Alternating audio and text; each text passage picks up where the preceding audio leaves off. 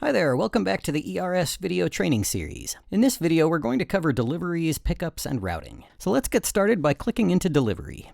And if we scroll down to the bottom, we can see we have a fairly busy Sunday. So when you click into a day for the first time, the system runs its algorithms, keeping things like start time of the event, location, etc. in mind to generate the ideal route for you. Okay, so the system has generated the route, and we've got a safety mechanism in place in the form of this lock right here, as the squares down here that correspond to pickups and deliveries can be moved around, and we want to help you avoid doing that by accident.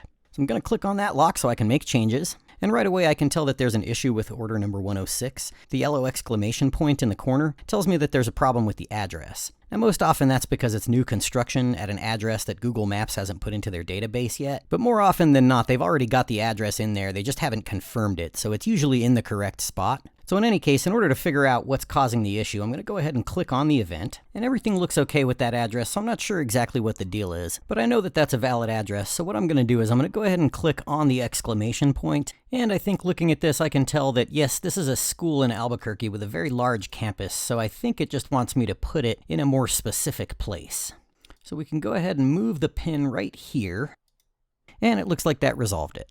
Every once and again, you'll come into a situation where maybe the customer just put an extra digit on their address or their zip code. So Google Maps noticed the mistake and gave us that little exclamation point. More often than not, they're still going to put that map pin in the correct place. Usually their algorithms are pretty good at figuring out that sort of thing. But every once in a while, you might need to go into the scheduling area and update the address for an order. Now the little tree icon in the upper right-hand corner of order number 103 tells me that order number 103 is happening at a park. So we're already clicked into order number 106. If we look in the upper left-hand corner where it says window, that's the default delivery window. In other words, the earliest that you can have an event set up for your customers. So in this case, it's 10 hours before the start of the event. So for example, this order number 106, our settings tell us that we can be done setting up that event as early as 8 o'clock in the morning.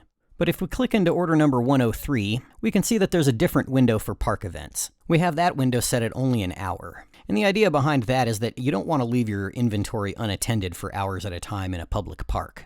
So the system was able to figure out that that event was happening at a park based on an order option that the customer had to answer during their ordering process. Now feel free to look up order options in the knowledge base and/or reach out to the tech support department if you'd like more information on that. But the bottom line thing to remember about this park setting in routing is that if you have an order option with the word park in the name of the order option, if the customer answers yes, then the system knows that the event is at a park. Now all of the lighter colored boxes are the drop-offs, and all of the darker colored boxes are the pickups. And when you click into a drop-off, the corresponding pickup is highlighted, and vice versa. Now the times in the upper left-hand corner of the drop-off and pickup boxes are the start or end time of the event. The times in the bottom right-hand corner of those boxes is when the system anticipates that you will be done setting up or tearing down the event. In other words, those numbers in the bottom right-hand corner are completion times, not arrival times.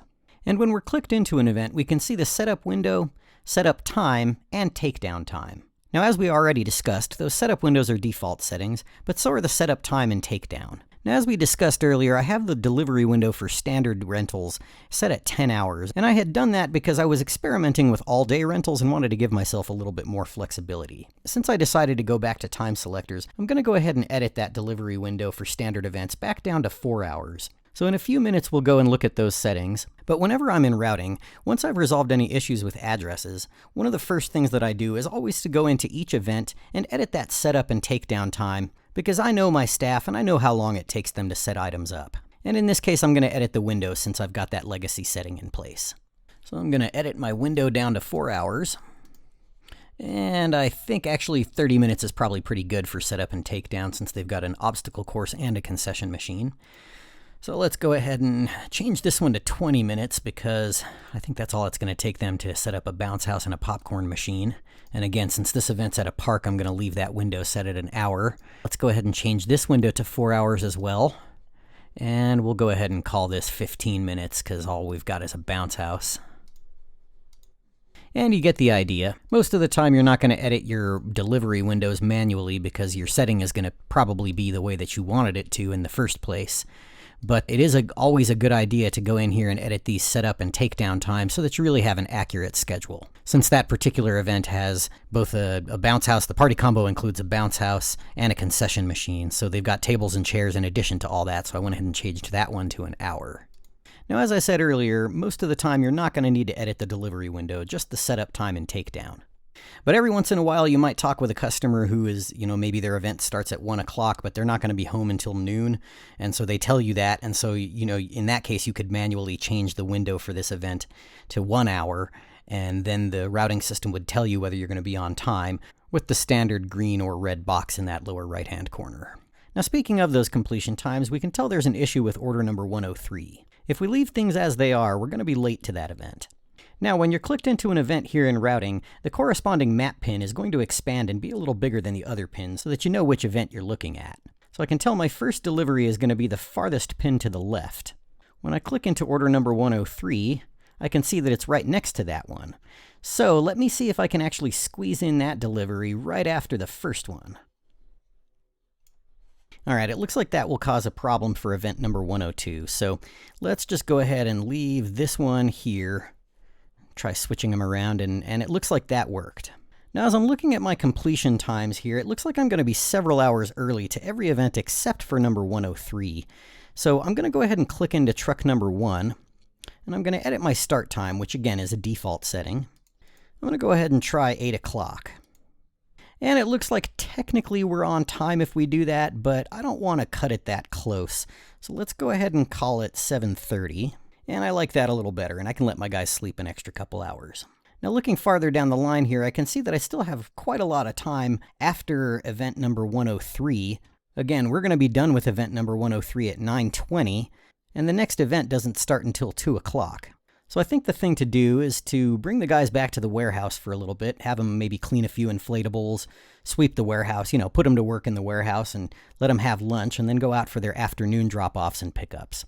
So I'm going to go ahead and go all the way to the end and click here to add a warehouse stop.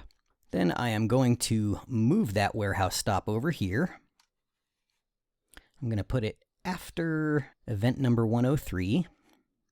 And we can see up here that the warehouse stop has the address for the warehouse auto-filled. In this case, they are going to go to the warehouse, so I'm just going to leave this as is. But if I wanted to send them to the Home Depot to pick up a screwdriver or something like that, or maybe they need to stop by my house because the cotton candy machine is still there, then I could go ahead and go in here, and I can edit the title of the stop, and I can go in here to edit the address, city, state, and zip. Again, in this case, I'm going to leave those things alone because it is actually the warehouse that I want them to go to. Now, the stop duration is going to be longer than a half an hour. I'm thinking, let's see, they are going to arrive just before 9, so we can have them stick around for, let's call it 4 hours and see how that goes. Okay, can't do that because that is going to make us late to event number 105, so let's change it to 3 hours.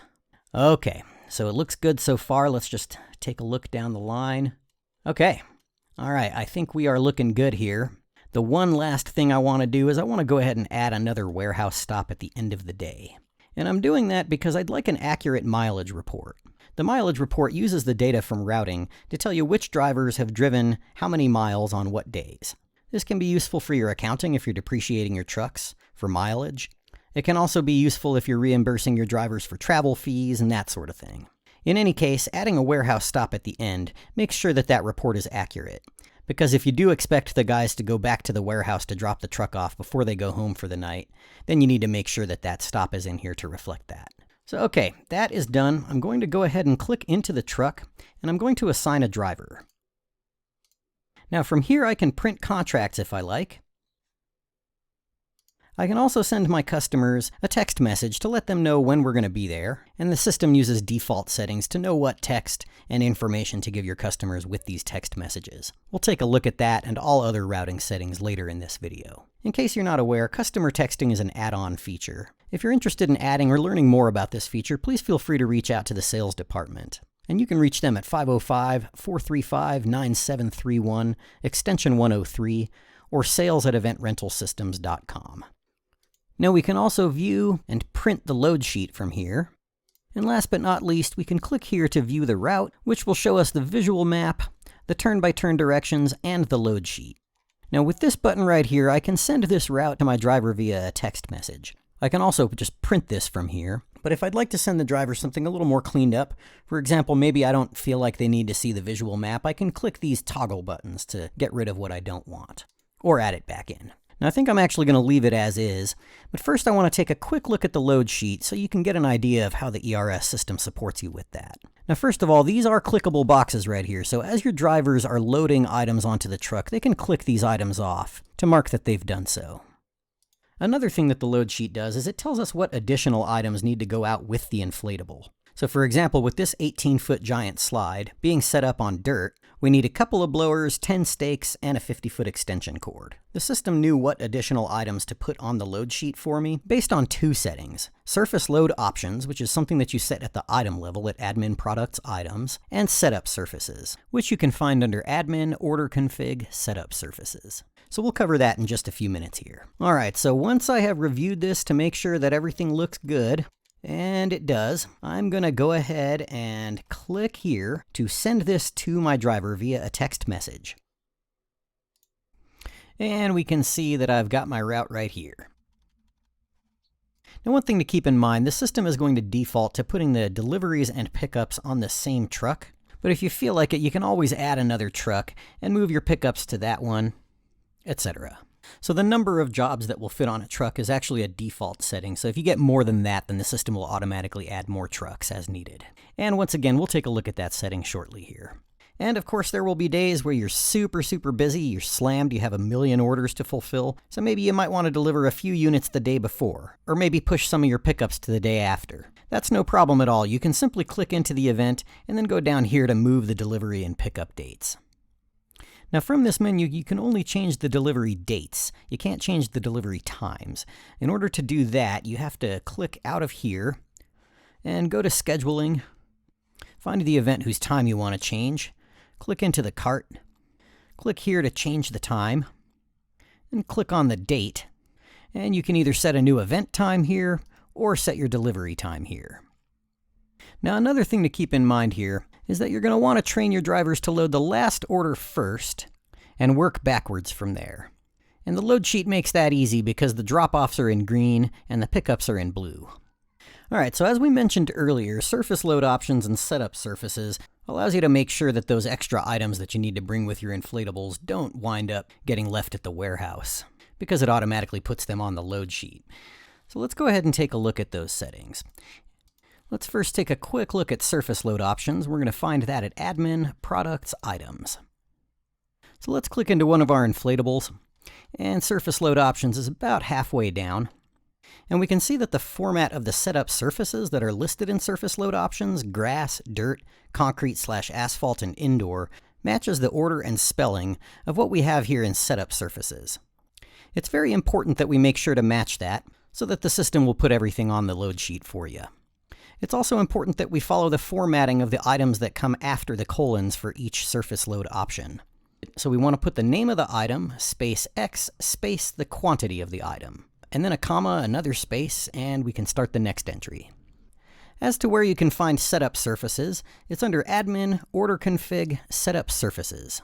So again, make sure that if you add or delete or edit any of these entries, that you also add or delete or edit the corresponding entry in your surface load options under Admin Products Items. And by the way, if you're making edits to a bunch of different items, don't forget you can customize your menu view so that you can see the surface load options in the menu view, and you can go into spreadsheet mode so that you can edit them directly from the menu. So let's click into one of these setup surfaces. You've got the name, that's pretty self-explanatory. Cost allows you to specify an additional cost for that particular setup surface. And if you set a permission level for a setup surface, what that means is your customers won't see it. Your customer's permission level is 0 by default. So if, for example, you have a setup surface that you only want to appear for your managers, and your manager group permission level is 8, then you'd want to set that permission level at 8. This can be useful for situations where, for example, maybe you're willing to set up indoors, but you don't want people to book that online. That's something you'd like them to call you for. You could still put indoors in here, but just raise the permission level so your customers don't see it and they have to call you. All right, so that is surface load options and setup surfaces. Last but not least, let's click into Admin, General Config, Routing Settings. So most of these settings have descriptions. They're pretty self-explanatory. The main things you really want to pay attention to are your delivery window, your setup time, your earliest departure, your auto-load orders per truck, and your park delivery window. Alright, that about does it for this tutorial. I hope this was helpful. Please remember, anytime you have any questions and you're working in the system, the knowledge base is your good friend. And of course, the tech support department is always here for you. You can reach them at 505-435-9731, extension 102, or support@eventrentalsystems.com. Thanks for watching, and we'll see you soon.